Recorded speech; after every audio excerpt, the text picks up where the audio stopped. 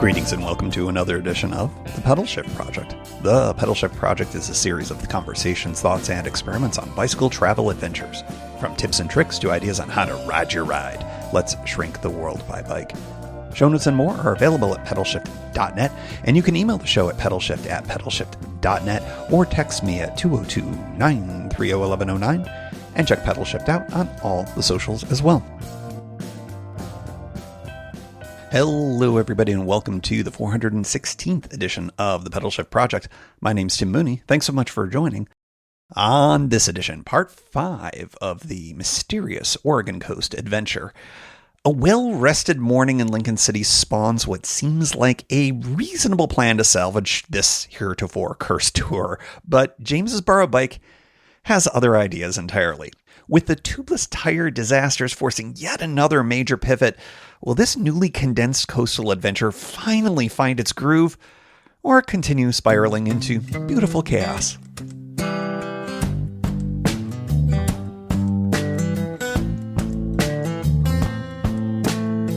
Good morning from a hotel in Lincoln City, Oregon. We have had a great night's sleep. We both slept the hell out of last night.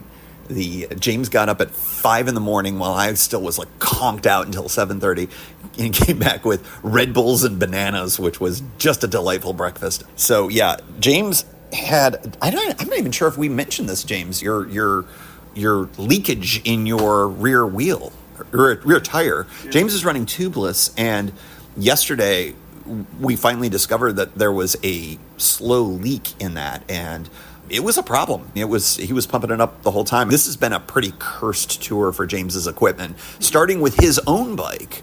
2 bikes. Yeah, it's been a rough go, and it certainly impacted our trip in terms of the equipment. We've had a crap ton of fun. We really have. And we are going to continue but given the circumstances of everything, I made a call to pretty radically change the end of my tour. And what it will do is it will have us focus on this part of the coast, which is south of Lincoln City, all the way to Florence. It's got some really cool stuff, and I think that's what we're going to really focus on. So here's the plan as we have it right now. We are going to go to South Beach State Park, which to me, I think is fantastic because my 2 favorite campsites on the entire Oregon coast are Cape Lookout, where we stayed, and then South Beach State Park, where we're going to stay tonight. It's not super high mileage to get there, but we need to make sure that James's tire is taking the sealant that he just put into it. There may not have been enough. We do have the Newport bike shop, so hopefully this has taken and we can ride to Newport. But if not, there is a bus. There's also the possibility maybe of an Uber if we wanted to. So to be continued on, that's going to be our kind of morning question mark here. But then we'll grab some lunch in Newport, hang out in Newport a little bit, get more sealant for James because now he's looking forward to the remainder of his ride, which will probably be, I shouldn't say anything, but at least this seems to be the most likely cause of the recent stuff, but you just never know. This has been cursed, so we'll see. From there, we're going to go to, the next day, we're going to go to Yachats, which again, not a ton of miles. I think it's in the 30-ish, 35-mile range to Yachats. Yachats there's a real change in vibes once you get south of Yachats. Not only is there a kind of a good big climb, I think that's Cape Foulweather if I'm not mistaken, you end up eventually getting into Florence. And from Florence on south, the nature, the vibes of the state are totally different. You no longer have any kind of bougie Portland / Seattle influence. And so it's a lot more outdoorsy, sand dune, buggy kind of stuff, which is super fun, but just a different vibe. I have never spent any appreciable time in Yachats, nor has James, and it's a town I've always wanted to. I spent forced a few extra hours on one trip, when you may recall, if you were with the show, when I had left my phone in the bus and it was locked and I had to wait. Gosh, I think it was like 3 or 4 hours waiting for, it wasn't 3 or 4 hours, it was a couple hours. It felt like 3 or 4 hours waiting for the driver to come back. I've had meals there and I hung out. we got a hotel there. There's no camping that's like right in town. We could have stayed at Beachside, which was about 5.5 miles up. But as James noted, and I agree with, if you're going to hang in a town for an appreciable amount of time, it's nice to have a hotel day for that. It's not that you can't do it from a campsite. I've certainly done that with Newport before, but this seemed like a more fun way to do it. And we're in town, and there's a ton of great looking places that I've always been like, oh, it's 11 a.m. I would love to hang out and get a beer here and lunch, but like I've got this huge climb ahead of me. That's always been the limiting factor. Or my bus leaves in 20 minutes. That's the kind of stuff. So this will allow for a greater experience in Yachats, a town I have been very attracted to for a while. The next day, the following day, will be the last day of real riding. That will get us to Honeyman State Park, which we stayed at last year. It's got the brand new brand new-ish hiker-biker setup, which is really great. We can go through Florence. We can get fantastic stuff for our final meal together, final dinner together. And then that next day, James is going to continue to go south and bike home. He's doing his research on that right now. I am going to go northbound back to the casino and grab my bus to Eugene, Oregon. And I have changed my flights. Instead of being out of Medford, it's going to be now out of Eugene. And I'm able to make my connecting flight in Portland. It is a god-awful early flight, and it's all going to work out fine. And I got my hotel in Eugene all set up there, which is fun for me. All the years I lived in Portland, I literally have never hung out in Eugene, not once. That's fun. I'll be leaving here in the early afternoon, or leaving the coast in the early afternoon, getting to Eugene mid-afternoon in time to ride to the hotel, where I will take time to leisurely pack up my bike, get ready, and then I will have a godly early pickup by a Lyft XL for me and my bike bag, and we will go in. I was able to easily cancel the Medford stuff. I was able to switch my flight for $25, no problem. And I was able to cancel the hotel down there. I was also able to cancel the one-way car rental for only a $50 penalty. And that car rental was well over $200. So like I'm actually saving money, I think, on this whole thing. It certainly makes it basically buys that Yachats hotel. So yeah, when all is said and done, this has been a fun trip. It's the usual thing where sometimes bike trips get a little cursed, but it doesn't stop you from having fun. And that's where we're at here on whatever part this is. Again, I apologize if I made things confusing by saying day 7 or day 4 or part 2 or 3, because both of us have lost track of everything. I think it's Thursday. I'm like 90% sure it's Thursday. Yeah. In any event, this has been quite the adventure, and we still have, I think, do we have 100 miles worth of riding?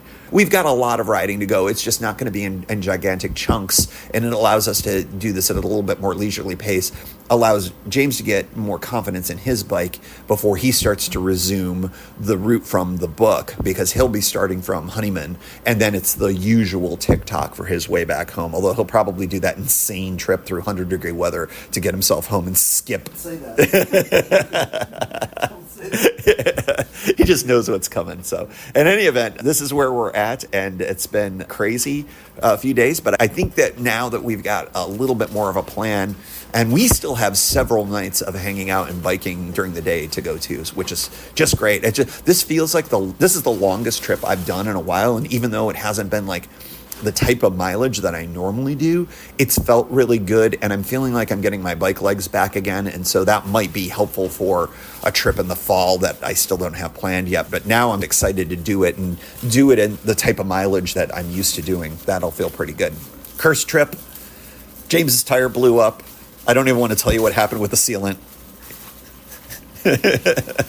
So that's it for the beginning of the day here. We got hopefully some riding to Newport, maybe some busing, maybe some other thing, but we'll keep you in the loop. More to come. From Bike Newport in Newport, Oregon, we did about our 25 miles or so to get here, and this is a kind of a legendary shop here on the coast. It's the last real big one and probably the best one on the entire coast, but certainly the last one going south. So James is doing a little bit of preventative stuff. He got his sealant and everything that he needs, but I think there was something sticking into the tire that we just pulled out right now that may or may not be the overall cause of things, but he did lose a little bit of pressure getting here. Not so much that it created a problem. Just going south, we're here, may as well work with that, and we got plenty of time. We're only about 4 miles or so from camp, and I think our intention is to get to a grocery store for sure, and then depending on the timing of it all, we either will get lunch and dinner, or maybe what we might do is just skip lunch and just do an early dinner, depending on how long this takes. But yeah, beautiful day, very sunny. When you come into Newport, the official bike route has you go away from 101, and there's a cost for that, especially if you are fully loaded like I am, maybe a little too heavy. And it's a lot of up and down. I'll tell you, I was just cooked getting into here. And we sat here for the better part of an hour, and I just drank water, and now I feel much more human again. But it was here last year where I was really I had that first situation where I couldn't eat, and that had massive repercussions on the next several days of the trip, as you may recall if you were with us last year for the remix tour. So I'm definitely avoiding that this year. But yeah, I definitely needed a break here. But it was good. Yeah, we just hung out, talked, and we're reading the same audiobook, so we're chatting about that too, which is like a rolling book club. But yeah, it's been good. So yeah, we're going to figure out the situation here and just leave with as much confidence as we can in that tire, and then hit the grocery store and kind of figure it out from there. South Beach State Park tonight, and I think depending on food situation, I think we'll end up at Brewers on the Bay, which of course is a classic. You may recall many years ago, I had a few beers and recorded a semi-drunken ode to how great Newport is. All right, I think that's where we're at the moment. It's good. Seen a bunch of folks on bikes, which is different than last year, and definitely we'll look forward to seeing hopefully some folks in camp tonight. So we'll go from there. And then we've already even scoped out our situation for tomorrow morning and how that's going to all go. So I think we've got a good sense of how things are. I'm looking at some flags, and they're whipping nicely southbound. Getting that tailwind is always awesome when the weather is good here on the coast in the summer. You pretty consistently can get a nice tailwind, which is so handy. So still from Bike Newport, James, your curse continues. It does, yes. Now my issue is a rear tire that doesn't seem to be seating properly, and it's set up tubeless. So after I put in new sealant and properly inflated it, it just immediately started spitting all of the sealant out. It became very, very apparent where the issue was. It sounded like something was rubbing against a tire as we couldn't have gotten 100 yards away. And then when we looked at it, you could just see the sealant coming out of kind of where the rim meets the tire. And it was apparent something was wrong. And luckily this happened right in front of a bike shop again, and it's an easy fix. The bike mechanic is just going to put it in a tube. So, that should solve the problem. So, it should be an easy fix, and we'll be rolling soon. Totally. But it's a great example of tubeless is really awesome, but when things go sideways, like if your tire is damaged, like it looks like the tire is potentially damaged here, this is your sort of backup, and it's a tube that should last you all the way to San Francisco. Yeah, and I would have had a tube with me. I usually carry one, but I didn't know that I was going to be riding this particular bike that was set up tubeless, and so I didn't have a spare tube for this type of situation with me. Luckily, we're right in front of a bike shop, so it didn't turn out to be a disaster. And because with the tubeless setup, my understanding is it's a little more of a pain in the ass to take the tire off of the wheel and get a tube in there. It's nice to be at a shop where they can do that, and you know that it's going to be set right, and you know that it's going to be inflated, and this is going to set you up for success. Yeah, it's messy too, because I just put in 6 ounces of sealant in the tube, and so, it's good. It's that scene in Alien when the android, it's going with something like that. And then other movies, which we will not name.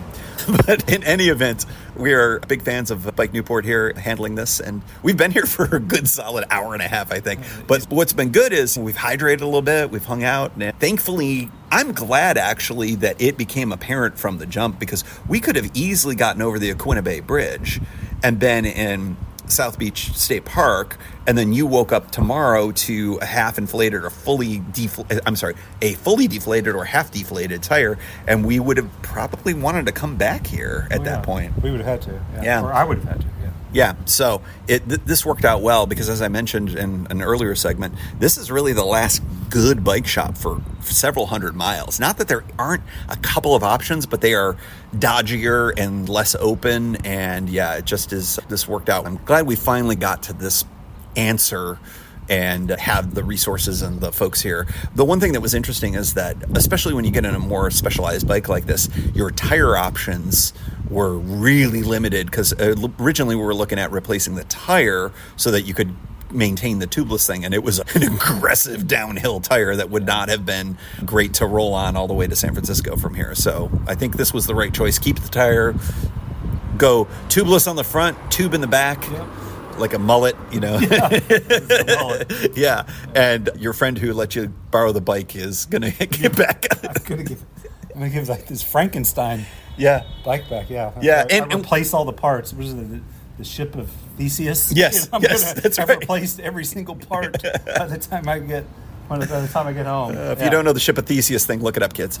All right, because that was funny. All right, we're gonna wait. They're working on that tire right now, and we're gonna hit a grocery store as mentioned before, and then probably head to camp after that, or maybe get dinner, then go to camp. We're sussing that out. We'll figure that out. We may need a beer. I may need a beer. James needs a beer. I will actually drink a beer, I think, too, because I think we're in that place right now.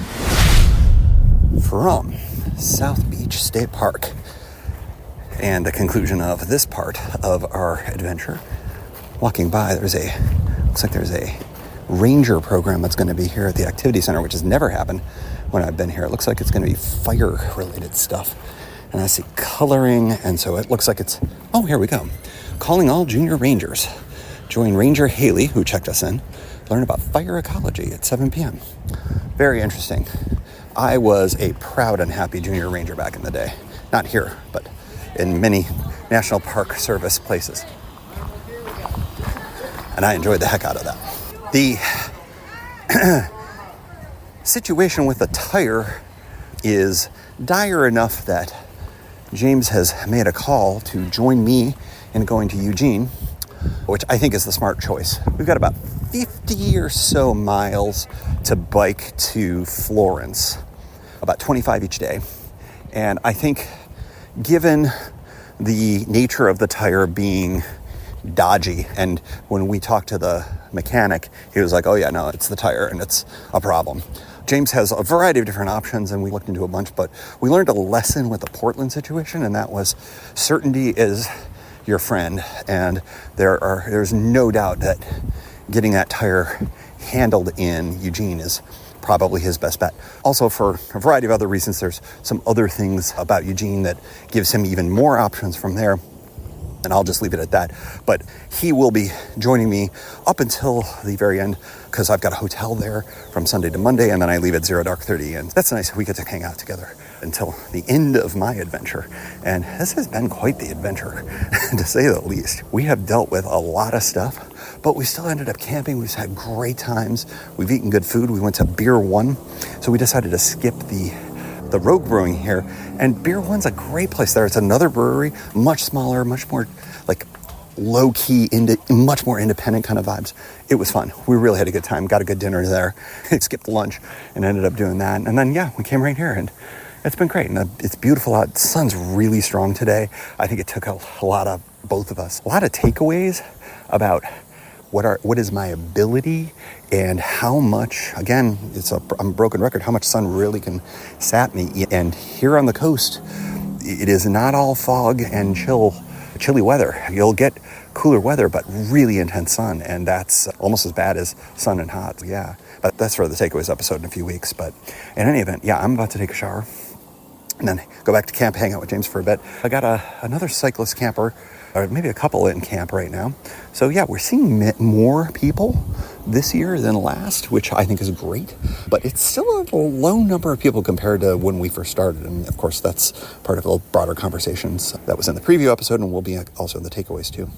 So anyways, end of the day today here at one of my favorite state parks, any place. I love South Beach State Park, and we'll hopefully get a good night's sleep. And then we got a chill day tomorrow, hotel night in Yachats. So we've got a much more relaxed pace. However, there's the specter of the messed up tire. And although he's running a tube and a tubeless setup, it's not a permanent fix. This is you get a flat in your motor vehicle and you've got your spare, the skinny spare. That's what we're doing right now. But I think that we're in pretty good shape considering the mileage and the terrain that we've got. A much more of a terrain day, not tomorrow, but the day after.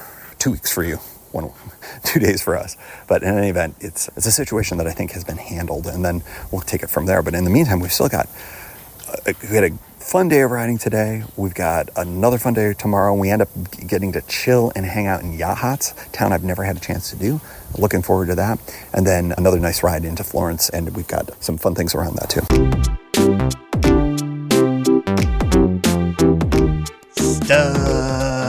Statistics. Miles biked, 25. Original planned survival rate, 0%. Hours spent at Bike Newport, 1.5. Ounces of tubeless sealant sacrificed, 6. Tubeless fails, yes. Non-tubeless flats, 0.